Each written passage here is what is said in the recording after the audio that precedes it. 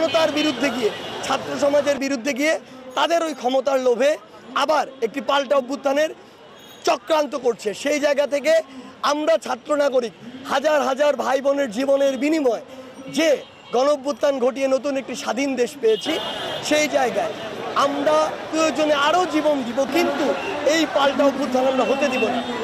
সেই জায়গা থেকে আমাদের আজকের এই অবস্থান কর্মসূচি। আমরা জানতে পেরেছিলাম 15 আগস্টকে ঘিরে তারা এমন একটি চক্রান্ত করছে, এই জন্য আমাদের রাস্তায় নামা।